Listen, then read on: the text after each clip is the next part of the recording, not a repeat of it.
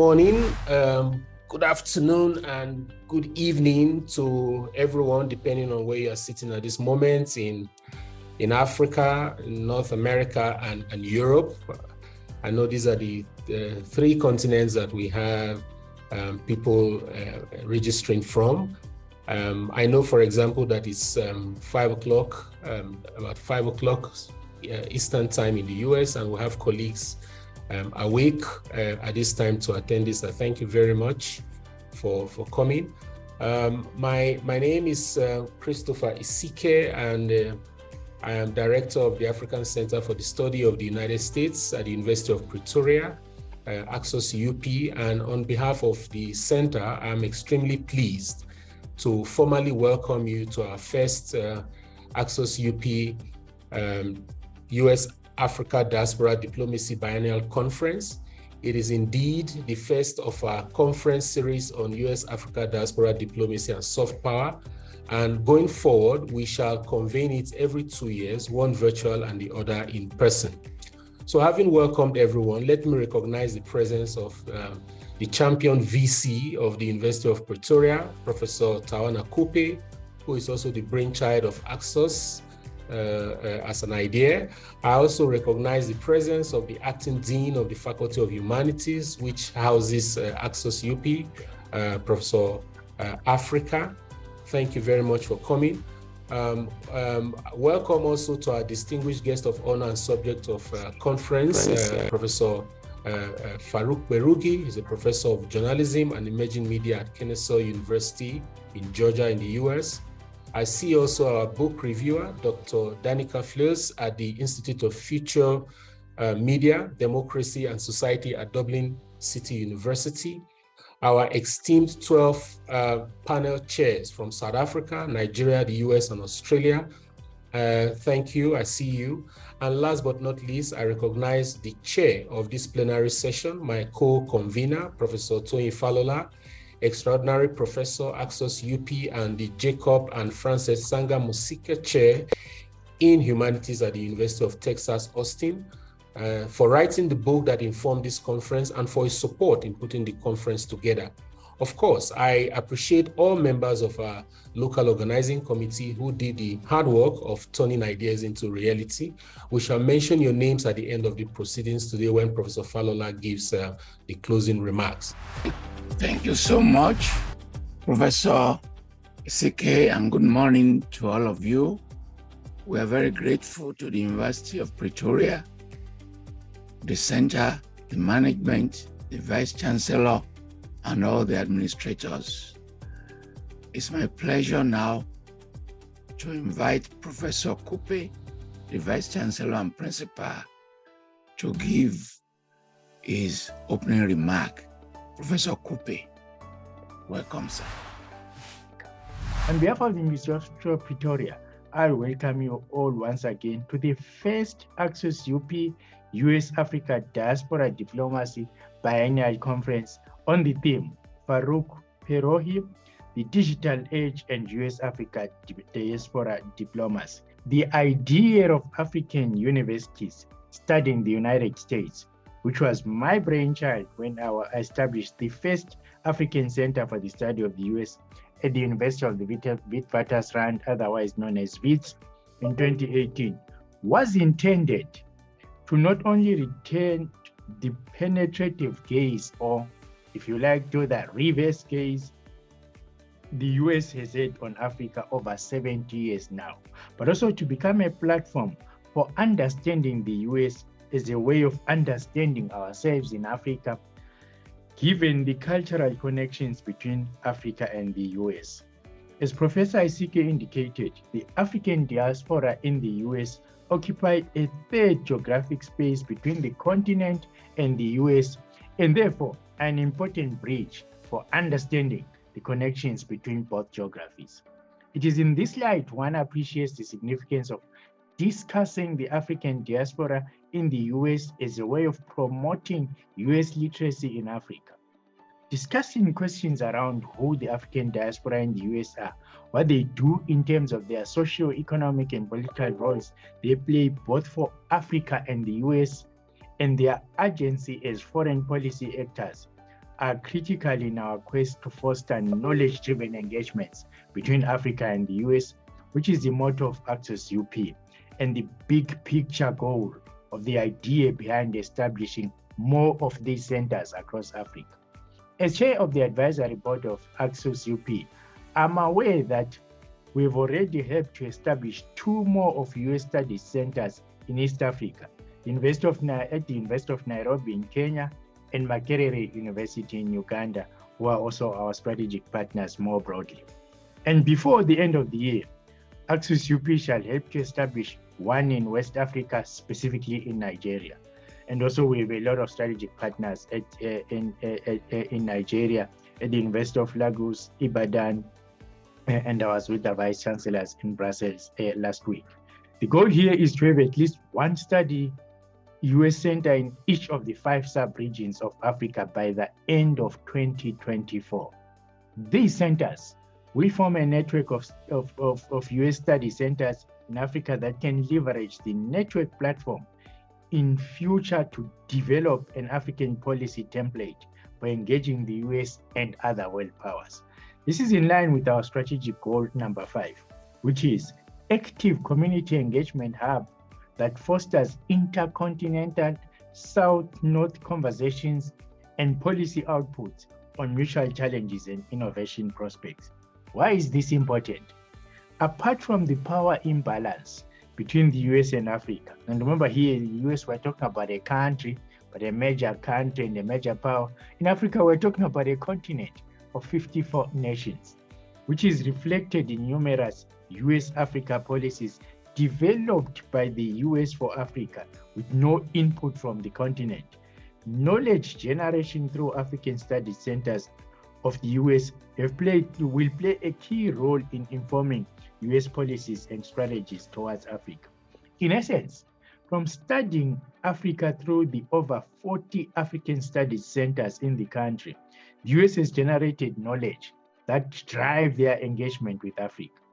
Africa, by comparison, has not even scratched the surface of studying the US, a world power with which our continent shares numerous political, military, social, economic, cultural, academic, and environmental interests. We are very grateful for your generous remarks, for your contributions to the success of this conference, for your support, for telling us about the expansion of the project on the US and Africa. We remain very grateful and we cannot thank you enough. It's my pleasure to invite Professor Sandy Africa, the Acting Dean, Faculty of Humanities, University of Pretoria. Sandy, please welcome. Work of Professor Kperogi actually deals with such a critical matter of our time, the role of the media and the place and position of social media. And I, out of curiosity, went and read up some of his works. And I know, for example, that Professor Philola too has been engaging around these questions. And I think that this is the kind of very apt contribution that Africa and the African diaspora can make to global debates of relevance, not only to ourselves who happen to have the privilege of sitting and reflecting on these issues, but of future generations, because they begin to reframe the ways in which questions of society, questions of humanity can be seen. And I'm particularly energized by the decolonial and progressive epistemological frameworks that I see that so many of the topics of this conference suggest. So I think we can all look forward to an exciting set of deliberations, debates, contestations around ideas. And like Professor Cooper and like the chairs and conveners, thank everyone for being part of this hybrid conference and want to add my voice in wishing you all well with the deliberations. Thank you, Professor Fulola. I thank Professor Sandy Africa for the warmth and brilliance of her presentation, for the support for the center and this conference. It's my pleasure to invite Dr. Danica Floss to talk about the book. Thank you. So in the first instance, I think we have threefold very important discussion and deliberation that is being unfolded here in this book, and that extended or extends existing perspectives on deliberation in public spheres and digital public spheres, but also in general in digitalized democracies and digitalized political systems. So there's a broad and evolving research on political science and political communication, but on the one hand, there's a disconnect to research on political culture in general. So this is an issue that is prominently being addressed in this book, and that was a great pleasure to read. Secondly, there is a disconnect that is particularly or specifically being addressed with regards to the disconnect between not only to political culture as such, but also to political cultures in from a post-colonial perspectives and in post-colonial contexts. And I guess this is a particularly important contribution also for Western researchers employing this line of research, or for Northern Globe researchers. I'm always feeling uncomfortable with this terminology. So first of all, with regards to the context and seeing the work in the perspective, in the cultural perspective also of Nigerian society, I'm just going to highlight a few insights. I'm obviously not the expert on Nigerian society or culture here in the space. There will be other contributions that will be prominently addressing this issue. But the insights, particularly from a Nigerian perspective and embracing this, that were interesting to me, were that there is a crucial gap on Nigerian perspectives and Black cultures in existing research on digitalization and on the impact of digitalization on democracy and deliberation. And I have to admit, this also applies to my own research, which actually addresses democratic deliberation in digitalized public spheres, in different kinds of public spheres, but and for the quality of democratic systems and their rapid transformations, but only from a Western, or almost only from a Western perspective. Although the island admittedly is in a weird way a post-colonial context.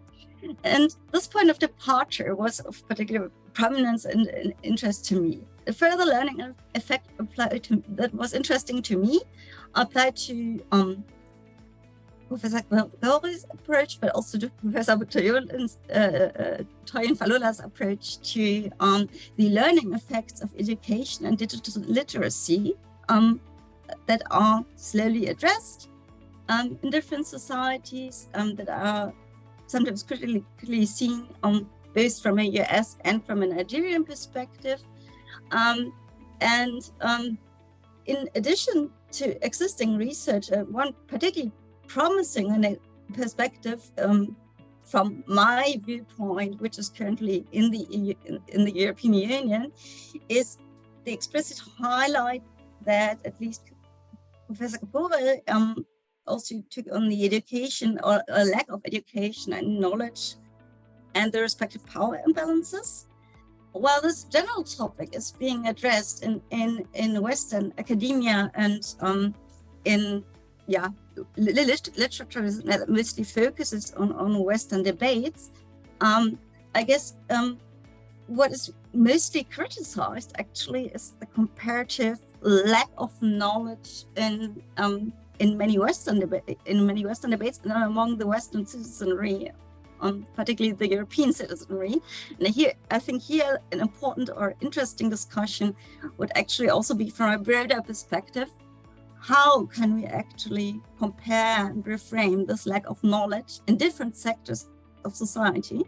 Because our findings so far from an empirical and conceptual perspective for the European society arrived at fairly pessimistic conclusions, and similar things applied in many cases to the air society.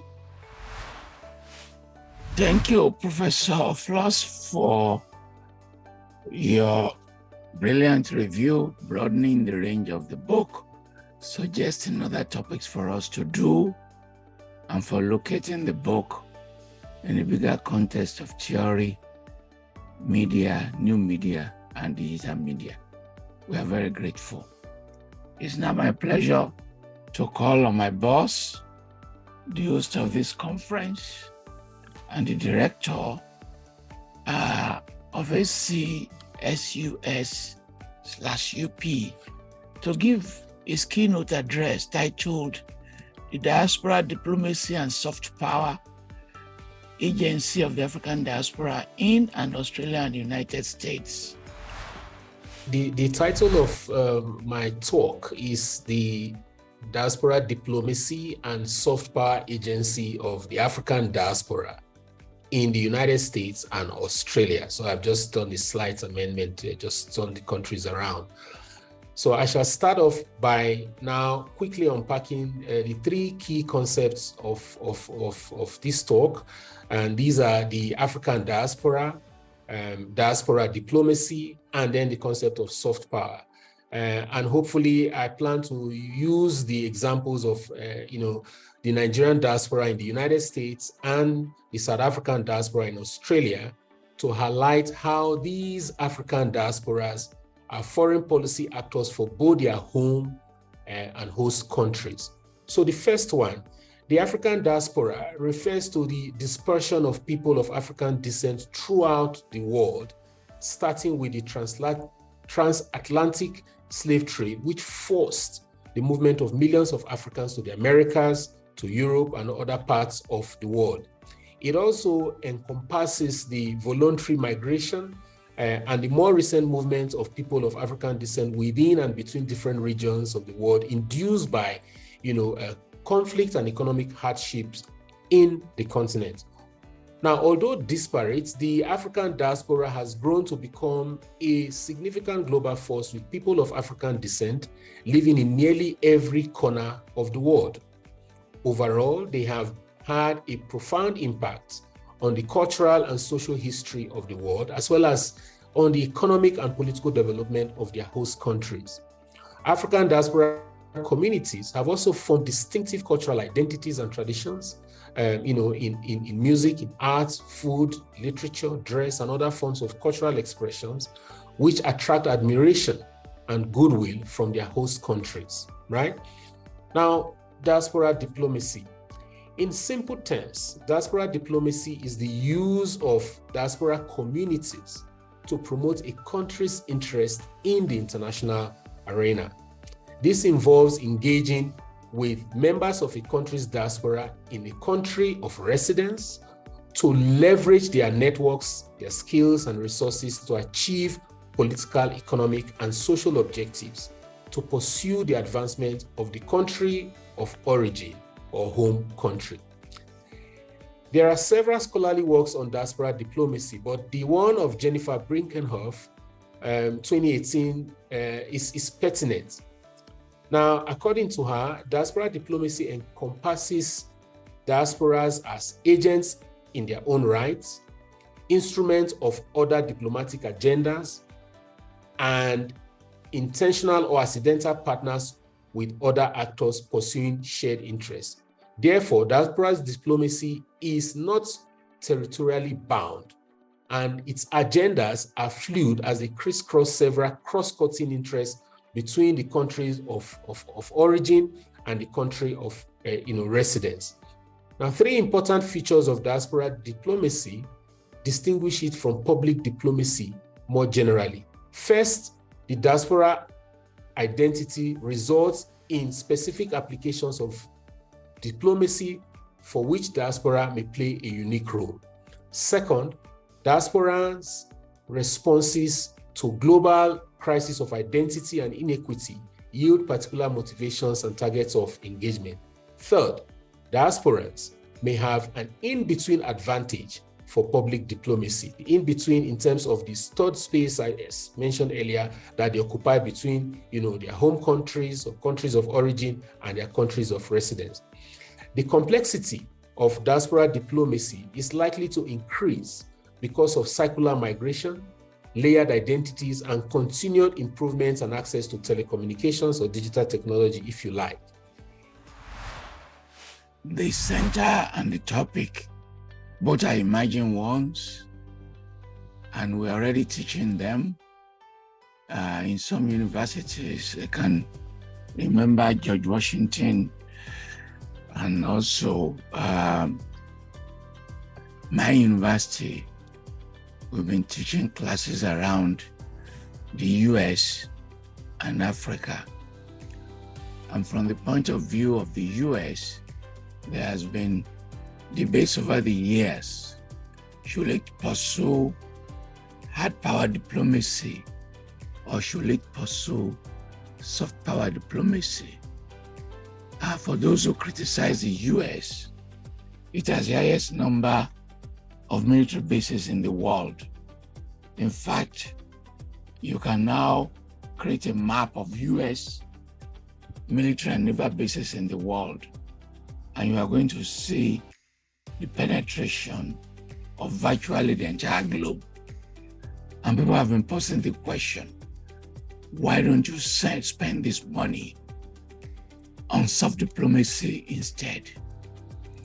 With respect to our people, if there was time, we would have discussed whether it's possible for us to pursue the Jewish model. The reason why people say that is that they see the Jewish as just one, it may be misleading, one identity they pursue. They relate to them as homogeneous. In terms of policies, they tend to manifest that behavior with powerful, effective organizations to lobby and deliver their interest. With respect to Africans, people have criticized us heavily that given our fragmentation, nationalities and ethnicities, we lack a common voice. Those who have studied Houston, for instance, will say that how come with that high number of immigrants, Nigerian immigrants, how come they cannot influence the election of a mayor? And the argument they will make is that if on Monday Igbo fight the Yoruba, on Tuesday Yoruba Igbo combine to fight the Fulani, on Wednesday the Yoruba fight one another, on Thursday there's a difference between the Jebu and the Badra and the Oyo people, and on Friday there's Owerri East, Owerri Central, Owerri North fighting one another. And on Saturday, Obi and Tinubu people are fighting. And on Sunday, Atiku, Obi and Tinubu people are fighting. Now, in that kind of fragmentation, using soft power to influence policies become extremely complicated. We cannot thank you enough, Professor Isike, for this brilliant keynote, for the cogency of the presentation, for broadening the data. I am aware of when you went to Australia. I know when you came to the US, because you also came to do your interviews in Austin, and you spoke to some members of our community. We thank you sincerely, and hopefully you will publish your findings so that it can become part of what we talk about. Thank you, Prof. I think I have followed closely Professor Kperogi's writing on the social media, particularly on Facebook. He just shares his writing, especially his Saturday's writing on Facebook and some of his comments. I follow him closely. again, we should ask ourselves, who is Prof writing for? Who is Professor Kperogi who is he writing for? And again, what is he writing? What is his motive? We have to place Prof ideologically before we begin to condemn or to say whether it's harsh or not. Harsh is a function of the way we look at it, our position as the previous speaker said. For me, Prof. Kperogi's writing is essentially needed, is useful at this point in time. We need a voice like him, and we need this kind of rhetoric to essentially draw the attention of our so-called leaders. I use the word so-called advisedly to the atrocities being midwife by them, and there is no any other language than revolutionary language than what we call harsh language in quotes. For a young man like me, I do not believe the language is harsh. So, thank you, Prof. I think I'll look at this from three broad perspectives. One, how the state relates or interacts with protest. We know that the state in nature is tyrannical. There is no country where you see the state that is comfortable with protesters. I would say, oh yeah, I like to be challenged, because the state in itself, from our context, is tyrannical in nature. And when it came to the ACSUS, there was that first, the state believing that the protest was a major attack or questioning of its power or its capacity and extent of its power. And so there was that. The second part is also important. In our conversations, we try to limit the tendency to generalize. And that's because when you hear things like Lagos was burnt, I get it's figurative, but I do also think it's important we highlight that there were specific facilities that were burnt. However, within the conversation around the ACSUS protest, it didn't just happen in Lagos. In fact, if you look at the INEC's report on destruction of these facilities, it highlighted different states in the country where INEC offices at the local level were also burnt during the ACSUS protest.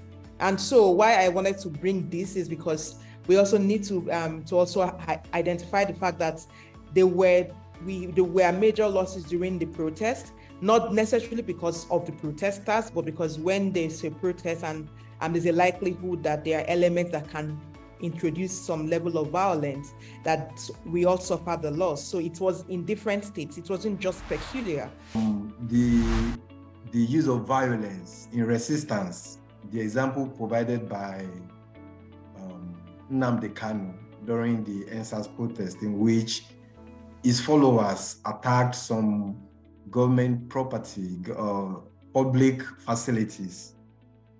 That kept me thinking. What is, of course, with the example of Martin Luther King Jr., Mahatma Gandhi, a lot of people go for peaceful resistance. But violence has also proved to be another form of resistance. Of course, I'm happy the venue and host of this conference is South Africa. Violence was a weapon used by some members of PAC and African National Congress, ANC, during the apartheid regime. I am not standing for violence personally. I am talking based on evidence, available statistics, that violence has also proved to be another effective weapon of resistance. In the case of the ACN, they call their own armed struggle. 3 days ago, I was reading Toyin Falola's edited book on tributes to Nelson Mandela, and I read Falola's section, which is about 5 pages, the first 7 pages of the book, talking about Falola is reluctant to say that Nelson Mandela went violent. Fowler says they were pushed to the wall. Also, Fowler says peaceful resistance failed. Fowler is reluctant to say Nelson Mandela went violent, but that was the fact. Nelson Mandela and ANC, they went violent in their resistance to apartheid regime. That was a similar attitude that Nnamdi Kanu suggested, going by what Professor Oyeniyi said. I think the most important thing to say is that the EndSARS movement was not about Lagos and it was not about Biafra. It was about state violence. And state violence against civilians, we know from armed conflict location event dataset and other datasets like the social conflict dataset in Nigeria, had been escalating even before EndSARS. And so I think it's really important to say that. And I think, the reality of destruction or violence in some protest movements, often by provocateurs, is, a perennial issue. I would encourage people to look at Chenoweth and Stepan's book from 2015, where they looked at 300 resistance movements over the course of the 20th century and have found and confirmed since then that the movements that used nonviolence were more likely to succeed. This, however, creates a reason for why the state may want to undermine the credibility of those movements. So again, that's Chenoweth and Stepan's book, and they've continued to update their research through the Black Lives Matter movement and other movements. And I also just want to acknowledge the really important empirical work on EndSARS by two scholars, young scholars who are present here, Khadija Sanusi-Gumbi and Zainab Olaitan, who is published on critical questions related to EndSARS. And so I want to make sure that everybody takes a note of their bylines here. Listening to several sessions in this conference and hearing about people engaging with my writing has been truly, truly humbling and has caused me to reflect and maybe change my resolve. In the last couple of months, a lot of people have asked me why I have been uncharacteristically quiet on social media. And I responded to a few people. A lot of people, I did not respond. And I said, I'll write my weekly columns, but that will be about it. So I would say that, so it's coming at a very critical moment in my own personal evolutions about Nigeria. And I can't tell you how much this has done to me. But I don't want to dwell on this. This is a reflection, not just on the conference, the book, but on the changing ecosystem in the social media world.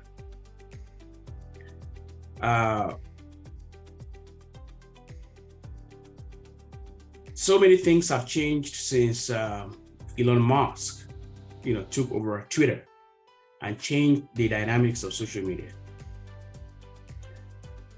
But before then, a few weeks ago, it was, and Professor Toyin Falola and I have related since at least 2004, as I said in my anniversary, the write-up I did on his 70th anniversary, and I had not the faintest clue that he was writing a book on me, about my writing. Not at all. It was only a few weeks ago that I became aware that he had written a book that chronicles, analyzes, evaluates, and engages with my social, political, cultural commentaries in columns and social media platforms. And I tell you, I was at once honored, flattered, and appreciated in ways I had never in my entire life. And so this is causing me to ask myself the questions: if someone of Professor Falola's heft, symbolic heft, and gravitas notices my writing enough to find it worthy of not just his time, but of his scholarly engagement in a book form and in a conference. I mean, had I been underrating the value of what I did, what excuse do I have to stop now? So in a way, if I resume my social media engagements, it will be in response, a direct response to what just happened today. And of course, the book itself, which I have been reading. In a very strange way, it's making me learn things about myself that I didn't know, about how my culture, my upbringing, my background shaped my thinking. It's also exposing me to critical articles, critical responses to what I had written that I had missed. Because in the middle of all of this writing, I typically get hundreds of responses, sometimes thousands. And because of the volume of the responses, I just close my mind from even reading them. So the book is giving me an opportunity to get to see what other people have said about my writing. And I've heard a few of that here, for instance, about the tone of my writing, how venomous-tongued my criticisms can be, how stinging they can be. And someone from the University of Jos talked about the vocabulary, the diction, the elevated diction that he says misses a lot of people. Well, these are criticisms that I've had in the past. Professor Toyin Falola himself has told me privately that I should tone down the intensity of my language. Thank you again, Professor Kperogi, for availing yourself and being here today for the conference. I thank all of you who attended. We had, I think, 64 abstracts. We managed to accept 60. And at the end of the day, I think we had 4 pullouts. So we had 54 presenters today. I'm told that some people, didn't show up last minute, so I really don't know the numbers now. But we thank all of you, the presenters. We also want to thank our chairs. We had deliberately picked people who had, relations or connections or collaborations, their research, their work with Nigeria, whether they be the United States, in Australia, Nigeria, anywhere, South Africa, and those who had connections also with the media. So the panel chairs were carefully selected, they were deliberately selected, and I'm glad that 90% of them showed up. Thank you very much to all of you. Our audience, we thank you. We had 435 people registering for this, but at the end of the day, we had about 90 or so. Not bad for an online conference on a Thursday. In South Africa, tomorrow is a public holiday. So we understand that some people have already gone on a long weekend leave. So the last set of people that I would really want to thank are the organizing committee who managed to put this together. I will call their names. For many of us, many of these people, it's the first time they're involved in organizing a virtual conference.